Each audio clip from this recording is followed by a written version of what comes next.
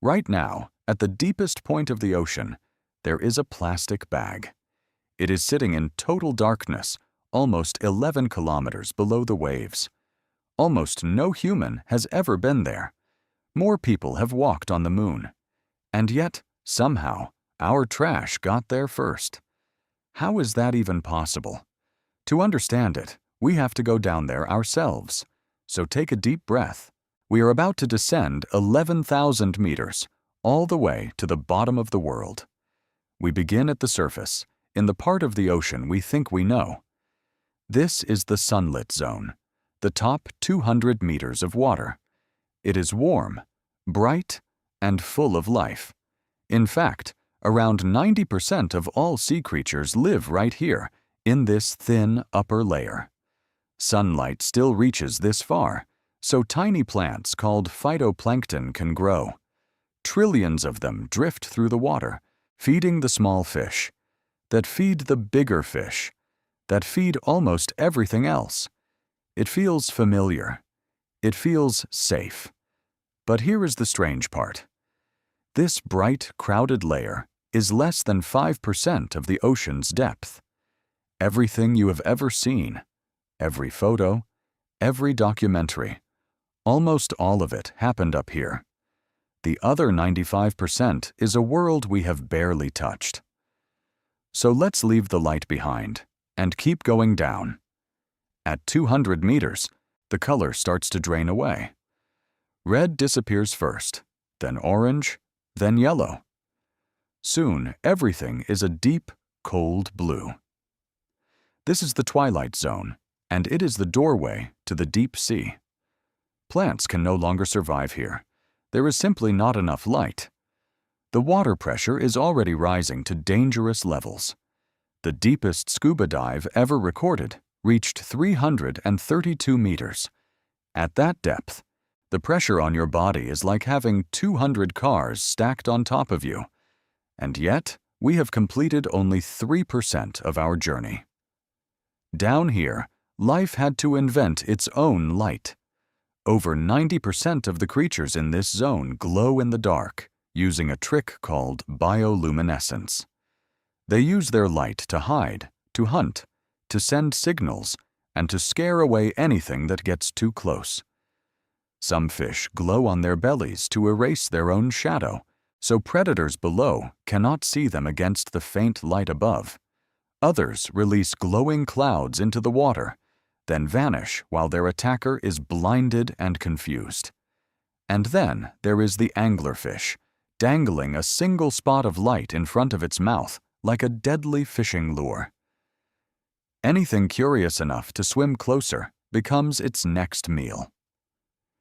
Imagine an entire world where every living thing carries its own tiny lantern. That world is real, and it is right beneath the ocean you thought you knew. We pass 1,000 meters. We are now deeper than the tallest building humans have ever built. This is the Midnight Zone, and the name is honest. Here, there is no light at all. Not a single ray of sunlight has ever reached this place. It is just endless, freezing, black water in every direction. At this depth, it is harder for a human to take a swim than to take a walk in space. Finding food is almost impossible, so life became incredibly patient. Most creatures barely move, saving every drop of energy. The vampire squid simply floats in place, spreading sticky arms to catch whatever drifts by, never wasting a single movement. Predators here cannot afford to miss.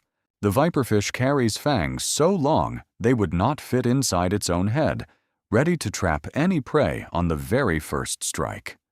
If it misses, that meal disappears into the dark, and it may not eat again for weeks. But the Midnight Zone is also home to one of the most dramatic battles on the planet. Somewhere in this darkness, a sperm whale is hunting. Its target is the giant squid, a creature that can grow as long as a house.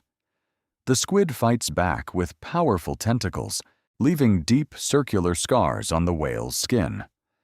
Most of the time, the squid loses. but it never goes down without a fight. Two giants battling in complete darkness where no human eye has ever watched. And we are still only getting started. We sink past 4,000 meters, as deep as the wreck of the Titanic. Welcome to the abyss. Down here, life moves in slow motion. Everything either floats motionless or drifts with slow, elegant movements.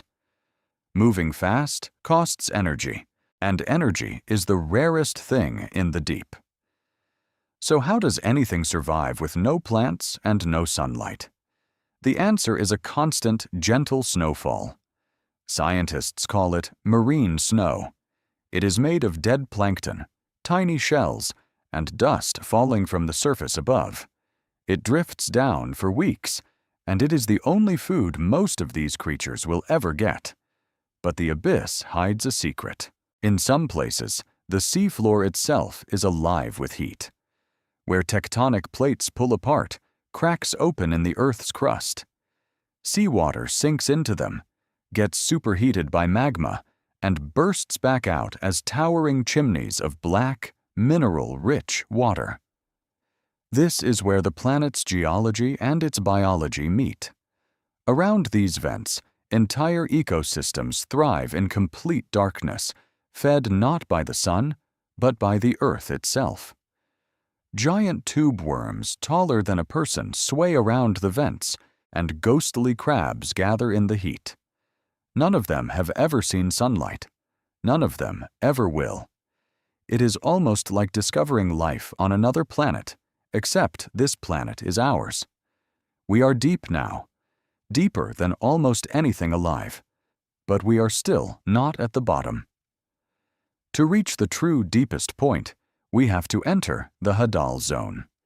These are long, narrow trenches, scars in the ocean floor, and they are among the most extreme places on Earth. The walls rush past us. Sharp, black rock, crushing cold. 8,000 meters, 9,000, 10,000. And then, finally, the slope levels out into a quiet valley. This is it. The Challenger Deep, almost 11,000 meters below the surface, the deepest place on the entire planet. The water pressure here is almost unimaginable. Taking a swim at this depth would be like balancing 1,800 elephants on top of your body. Nothing should be able to survive here. And yet, life found a way. Pale, ghostly creatures still drift through this water, somehow thriving in the most hostile place on Earth. But they are not alone. Because here, at the very bottom of the world, scientists also found that plastic bag, the one we started this journey with. Even the deepest, darkest, most remote place on the planet is not safe from us. So we begin our long climb back toward the light. After hours in the dark, the water slowly turns blue again, then bright, and finally we break the surface. And here is what stays with you.